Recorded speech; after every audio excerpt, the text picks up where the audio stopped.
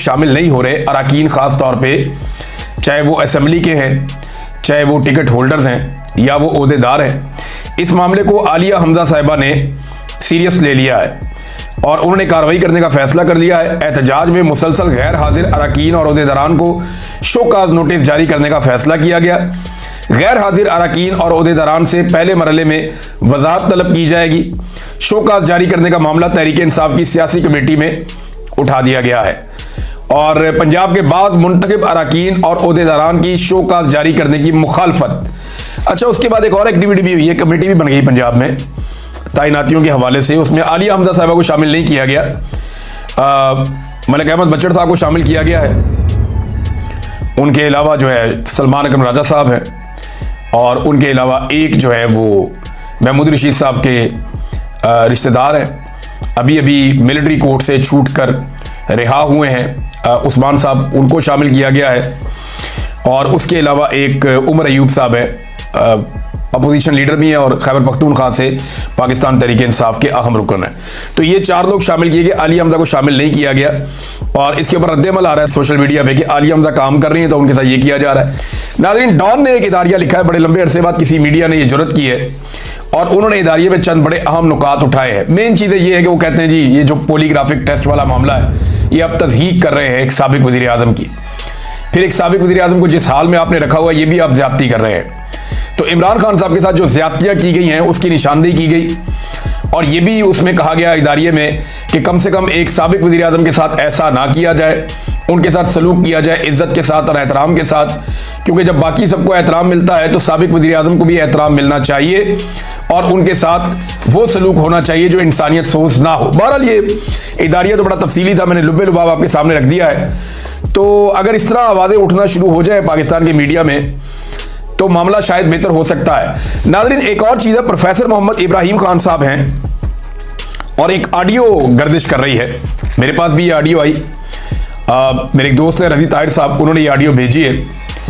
Professor Mohammad Ibrahim Khan साहब हैं, ये अमीर हैं जमात इस्लामी के जनूबी खैबर पख्तूनख्वा से और ड्रोन हमलों के हवाले से इन्होंने कुछ फरमाया है। पहले इन्होंने क्या कहा जरा ये आप सुन लीजिए। मैं पूरी वजाहत से ये बात करता हूँ कि हमारे लिए फौज और तालिबान और गुट तालिबान और बैड तालिबान और सरेंडर तालिबान इसमें कोई फर्क नहीं है। ड्रोन अगर तालिबान के हाथ में आ गया है तो ये फौज की नाअहली है, नाकामी है और मैं ये कहने में हक बजानूर हूँ कि फौज ने ही उनको ये ड्रोन फराहम किया है और फौज यहाँ पे बदंदी की फजा कायम करके अपने कारोबारी सिलसिले को मादनियात में कारोबार के सिलसिले को आगे ले जाना चाहती है। मैं फौज से आसिम मुनीर जो खैर से फील्ड मार्शल बना दिए गए हैं उनसे भी ये कहता हूँ वज़ीर आज़म शहबाज शरीफ शायद उनके हाथ में कोई अख्तियार नहीं है कि अज़बर खुदा हमारी हालत पर रहम कीजिए, हमें रोने धोने का मौका भी नहीं दिया जा रहा, हमारे साथ ज़्यादतियाँ भी हो रही हैं। ये आप सुन रहे थे प्रोफेसर मोहम्मद इब्राहिम खान साहब को और मुबैना तौर पे ये उनकी ऑडियो है और साथ में एक वीडियो भी जारी है और जनाब वो ये कह रहे हैं कि जो हो रहा है मादनियात के लिए हो रहा है। खैबर पख्तूनख्वा की मादनियात में नज़र है, जितने ज़्यादा यहाँ पे लॉ एंड ऑर्डर के हालात ख़राब होंगे उतनी ज़्यादा यहाँ से नकल मकानी होगी और मादनियात जो है वो निकालने का काम जारी रह सकता है। देखिए बलूचिस्तान की एक एग्ज़ाम्पल है और बहुत सारे अपोजिशन के लोग ये कहते भी हैं, वो ये कहते हैं कि बलूचिस्तान में जितने मर्जी हालात ख़राब हो जाएं, जितनी मर्जी जंग लग जाए, मादनियात का धंधा चलता रहता है, वहाँ कभी कुछ नहीं होता, मादनियात निकलती रहती हैं और उनकी तरसील जारी रहती है। फिर इसी तरह कई ऐसे इलाके हैं खैबर पख्तूनख्वा में जहाँ पे बड़ी जंग लगी रही, लेकिन उसके बारे में ये बताया जाता है कि वहाँ से जो मादनियात निकलती हैं उनके ट्रक कभी नहीं रुके, उनके रास्ते में कभी रुकावट नहीं आई, वो बड़े मज़े से अपनी मंजिल की तरफ जाते हैं। तो इन चीज़ों से ना बहुत सारे सवालात पैदा होते हैं पाकिस्तान के उन दिमागों में जो पाकिस्तान की पब्लिक पॉलिटिक्स करते हैं और वो ये सवालात अब उठाना शुरू हो गए हैं। तो पाकिस्तान की जो मिलिट्री एस्टेब्लिशमेंट है उनके लिए इन सवालों के जवाब देना बहुत ज़रूरी है ताकि लोग मुतमईन हो जाएं।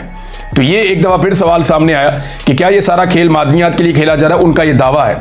बहरहाल जो एस्टेब्लिशमेंट का इस पर रद्दअमल आएगा, ड्रोन कैसे जा सकता है तालिबान के हाथ में, ड्रोन तो एक ऐसा हथियार है जो वो मुल्क बनाते हैं, वो तालिबान को कैसे बेच सकते हैं? कलाशनकोव थोड़ी है, ये कोई बंदूक थोड़ी है।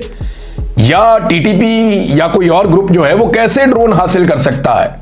ये तो बाकायदा एक मुआहदा होता है जिसके तहत आप खरीदते हैं। या वो खुद ड्रोन बनाना शुरू हो गए हैं, बना ही नहीं सकते।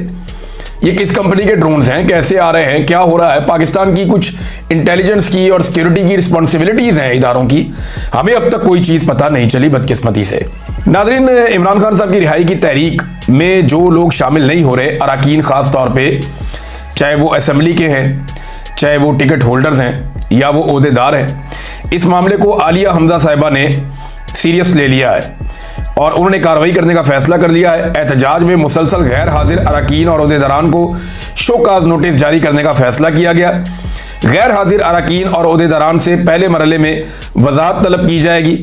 शोकाज जारी करने का मामला तहरीक इंसाफ की सियासी कमेटी में उठा दिया गया है और पंजाब के बाद मुंतखब अरकान और ओहदेदारान की शोकाज जारी करने की मुखालफत।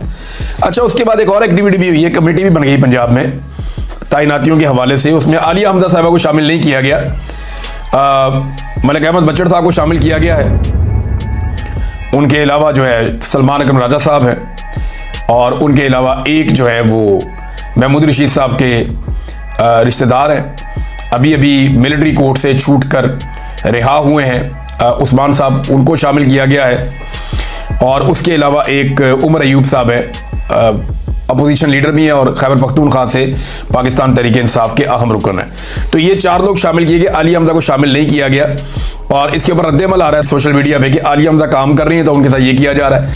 नाज़रीन, डॉन ने एक इदारिया लिखा है, बड़े लंबे अरसे बाद किसी मीडिया ने ये जुर्रत की है और उन्होंने इदारिये में चंद बड़े अहम नुकात उठाए हैं। मेन चीज़ें ये है कि वो कहते हैं जी ये जो पॉलीग्राफिक टेस्ट वाला मामला है ये अब तस्दीक कर रहे हैं एक साबिक वज़ीर आज़म की, फिर एक साबिक वज़ीर आज़म को जिस हाल में आपने रखा हुआ ये भी आप ज़्यादती कर रहे हैं।